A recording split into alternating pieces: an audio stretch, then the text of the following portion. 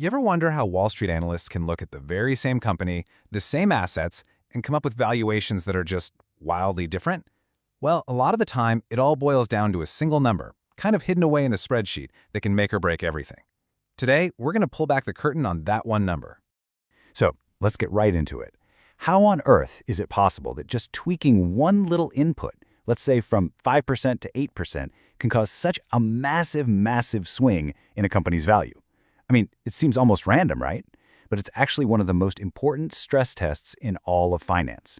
And by the end of this, you'll see exactly how it works. All right, here's our game plan. First, we're going to tackle that one critical number, what we call the discount rate.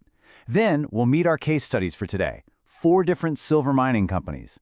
After that, we'll dive into how the simple concept of time and the not-so-simple world of geopolitics can totally change the game for them. And then we'll wrap it all up with the big takeaway. Okay, before we can even talk about the silver miners, we have to get our heads around this fundamental tool that analysts use. It's called the discount rate.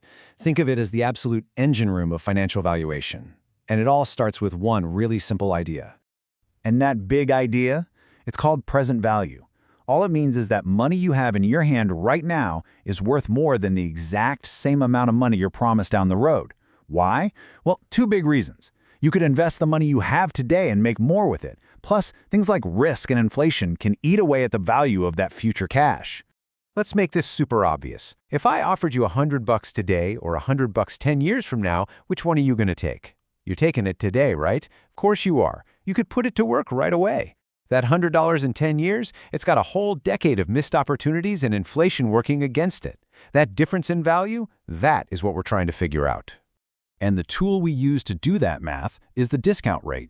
You know, you can almost think of it like a penalty that we apply to any money we expect to get in the future. So the higher the rate, the bigger the penalty, because it reflects a higher level of risk or just more missed opportunities over time. Okay, theory's over. Let's apply this to the real world.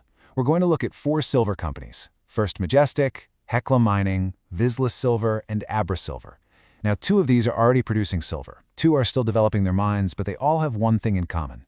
Wall Street is using this exact concept, the discount rate, to figure out what they're actually worth. Now, take a look at this table. This is where it gets really interesting, because it lays everything bare. We've got 2 scenarios here, a standard 5% discount rate, and then a more cautious, stress-tested 8% rate. I want you to focus on those last 2 rows, the ones labeled NAV multiplier. Just think of this as the company's leverage to silver. It's a simple number that tells us how many cents the stock should go up for every single dollar that silver prices rise.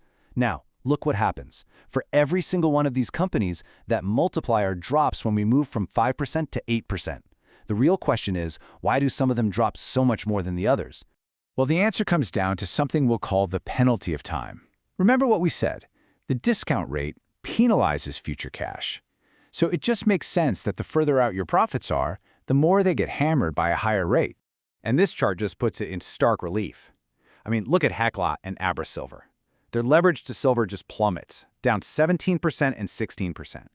But then you look at First Majestic and VZLA, and they see barely half that drop. So what in the world is going on here? It's all about the life of the mine. Hecla and AbraSilver have these projects that are going to last 15 and 14 years. That means a huge chunk of their profit is way out in the future. And at an 8% discount rate, money you're earning in year 14 is worth a whole lot less today. They get hit with this long life penalty. But on the flip side, you've got First Majestic and VZLA, and they have what you could call a short life cushion. Their mines have lives under 10 years, so most of their cash is coming in much sooner. It's front-loaded. That higher discount rate just has less time to work its magic and erode the value of their future earnings. But wait, here's the crucial twist. This isn't just a math problem. Analysts don't just pull these rates out of thin air. The decision to use a 5% rate or an 8% rate, well, that's a judgment call on real-world risk. That's because the rate an analyst picks is a direct reflection of how safe they think a company's projects actually are. This is where the clean, simple spreadsheet crashes right into the messy, complicated globe. So, in Tier 1, we have the safest places, like the US and Canada. That's where you'll find Hecla Mining. The market pretty much sees its long-term cash as ironclad, totally safe. And for that reason, analysts almost always give it that favorable 5% discount rate, which, by the way, helps justify its premium stock price. Now let's go to Tier 2, Mexico. This is where First Majestic and VZLA operate.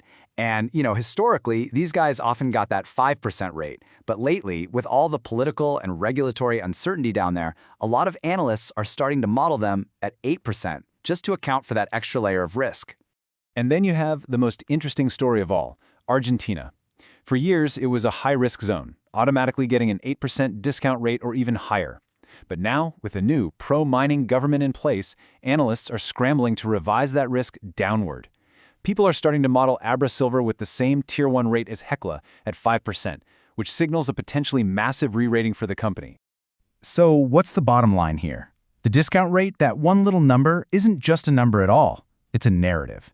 It tells you the story that Wall Street believes about a company's future, about its management, and about the country it calls home. And that story frames your whole investment choice. I mean, if you use a 5% rate for everyone, you're basically betting on a brighter future, one where Argentina turns itself around and AbraSilver's incredible 62-cent multiplier becomes the ultimate prize. But if you use an 8% rate, you're betting on a riskier world, where Hecla's much smaller 34-cent multiplier is the smarter, safer play. So, the next time you're looking at a financial model, don't just skip to the final price target. Find that one little number, the discount rate, because it's telling you a story.